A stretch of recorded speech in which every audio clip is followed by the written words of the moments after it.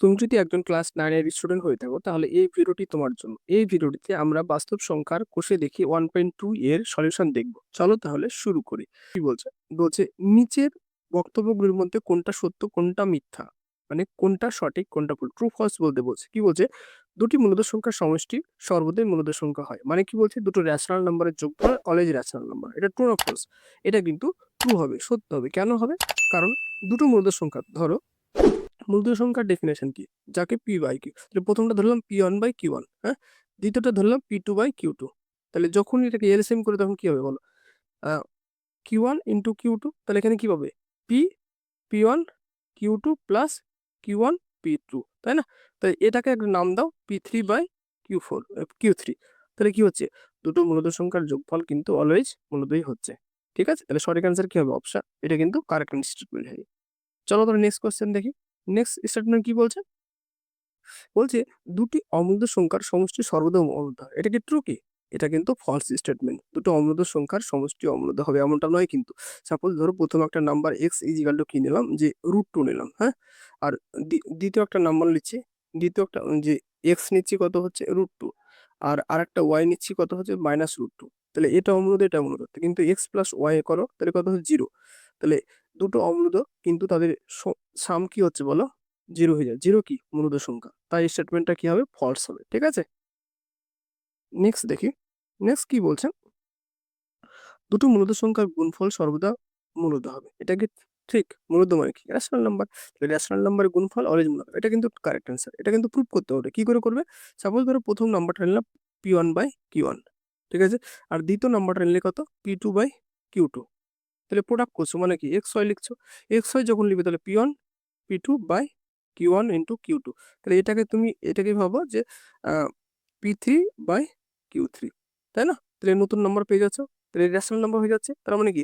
দুটো মূলদ সংখ্যার গুণফল সর্বদা মূলদ সংখ্যা হবে। তাহলে এটা কিন্তু ট্রু স্টেটমেন্ট। ঠিক আছে, চলো তোরা নেক্সট কোশ্চেন দেখি। মিস গেল নাকি দেখি তো। প্রিভিয়াসটা গুণফল ঠিক আছে। এটা কি বলছি দেখো। বলছে দুটি অমূলদ সংখ্যার গুণফল সর্বদা মূলদ হবে। এটা কি আসলে? দুটো অমূলদ সংখ্যার গুণফল সর্বদা মূলদ হবে। এটা কিন্তু ফলস। কেন ফলস? দেখো, অমূলদ অমূলদ মানে ইরেশনাল নাম্বার, তাই তো? তাহলে সাপোজ ধরো এক্স একটা সংখ্যা নিলো যেটা কিনা রুট টু, আর ওয়াই একটা নিলে হচ্ছে রুট থ্রি। তাহলে এক্স ইন্টু ওয়াই যদি কত তাহলে কথা বললো রুট সিক্স, এটা কিন্তু অমূলদই থাকছে। বলছে সর্বদা মূলদ হতে বলছে। এটা কিন্তু তাহলে দুটো মূলদ সংখ্যা অমূলদ সংখ্যার গুণফল কিন্তু অমূলদ হতে পারে, হ্যাঁ, সেই কারণে এটা কিন্তু ফলস স্টেটমেন্ট। ঠিক আছে, তাহলে সঠিক অ্যান্সার এটা কিন্তু ফলস স্টেটমেন্ট। চলো তাহলে নেক্সট কোশ্চেন দেখি। নেক্সট কোশ্চেন কি বলছে? প্রতিটি মূলদ সংখ্যায় বাস্তব সংখ্যা। ইয়েস, কারণ কি? বাস্তব সংখ্যা মানে কি? Real number. আর রিয়েল নাম্বার মানে কি? যে নাম্বারগুলো রিয়েল লাইনে থাকে।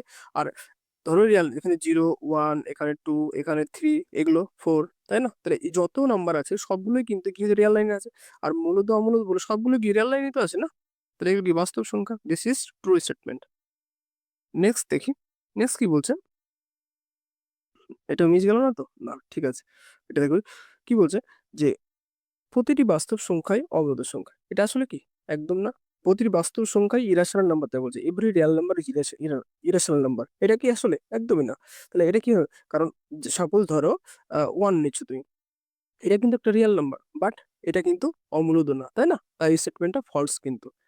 ঠিক আছে, দিস স্টেটমেন্ট ইজ ফলস। চলো নেক্সট কোশ্চেন দেখি। নেক্সট কোশ্চেন কি বলছে? এটা বলছে যে অমূলদের সংখ্যা বলতে কি বুঝি? অমূলদের সংখ্যা বলতে কিছু তুমি, আমি বলছি তুমি লিখে নাও। সেটা হচ্ছে যে সমস্ত নাম্বারকে পি বাই কিউ আকারে প্রকাশ করা যায় না, প্রকাশ করা যায় না, যায় না, হ্যাঁ, যায় না, তারা হচ্ছে কি অমূলদ সংখ্যা। বলছে চারটি অমূলদ সংখ্যার উদাহরণ দাও। চারটির উদাহরণ অনেক তৈরি, যেমন ধরো অমূলদ সংখ্যা তাহলে রুট টু, রুট থ্রি, পাই, ই, এগুলো কিন্তু সব কিন্তু হচ্ছে অমূলদ সংখ্যা। ঠিক আছে, তাহলে এইগুলো কিন্তু লিখে নাও। আমার ভয়েসটা শুনে শুনে লিখে নাও, এখানে জায়গার লেখার অসুবিধা আছে সেই কারণে আমি বলছি তুমি লিখে নাও। ঠিক আছে, নেক্সট কোশ্চেন দেখি। নেক্সট কোশ্চেন কি বলছে? নিচের সংখ্যাগুলির মধ্যে কোনটি মূলদ সংখ্যা এবং কোনটি অমূলদ সংখ্যা লিখি। মানে মূলদ অমূলদ চিহ্নিত করতে বলছে। ঠিক আছে, মানে কোনটা রেশনাল কোনটা ইরেশনাল নাম্বার। সাপোজ ধরো রুট নাইন। রুট নাইন মানে কি? থ্রি। 3, তাহলে 3/1, তার মানে কি p/q আকারে লিখতে পারছো। আর p/q আকারে যখন লিখতে পারবে তখন কি হচ্ছে, p and q are both are integer, তাহলে এক্ষেত্রে কি হচ্ছে, এটা কিন্তু একটা অমূলদ সংখ্যা হচ্ছে, তাহলে √9 কি হবে, এটা একটা অমূলদ হবে, লিখে নাও, ঠিক আছে। নেক্সট কোশ্চেন যাই, কি বলছে, এটা কি আছে, মূলদ না অমূলদ, চেক করবো। তাহলে এখানে কি 225 কে ভেঙে নাও প্রথমে, তাহলে এখানে দেখো, তাহলে 5 দিয়ে করে তাহলে কত হচ্ছে বলো, 4×5 = 20, 5×5 = 25, তাই তো। তাহলে কত হচ্ছে, 5×9 = 45, তাই তো। তাহলে এটা মানে কি √5² × 3², তার মানে কি হচ্ছে 15, তাই না। তাহলে রুট রুট 225 মানে হচ্ছে 15, তাহলে এটা কি হচ্ছে p/q ফরম্যাটে চলে আসছে, তাই না।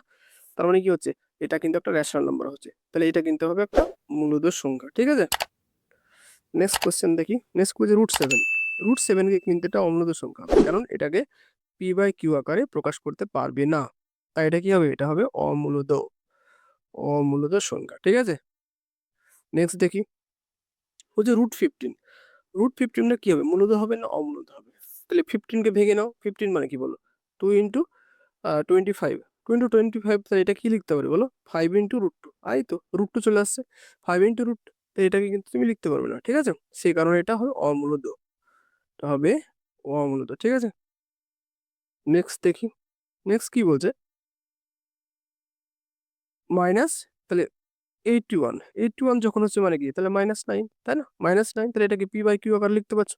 আর p/q আকারে যখন লিখতে পারছো, তার মানে সেটা রেশনাল নাম্বার, তার মানে এটা কি হবে, এটা হবে মূলদ। অ্যান্সারটা লিখে নেবে, ঠিক আছে, সব বলে দিচ্ছি।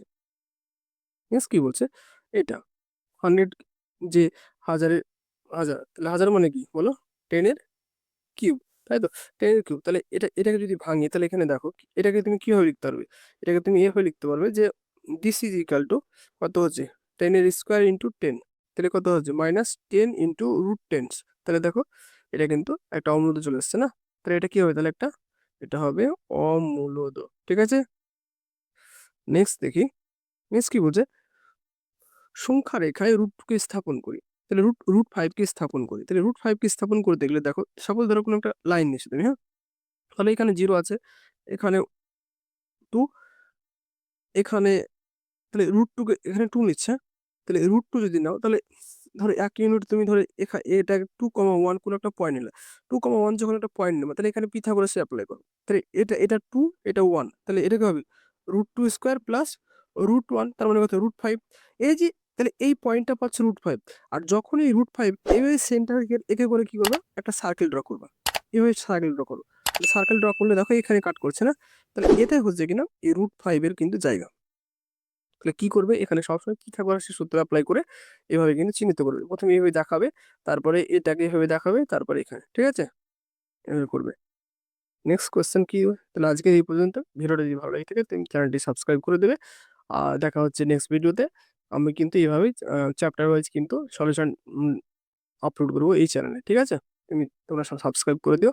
Till then take care, bye by.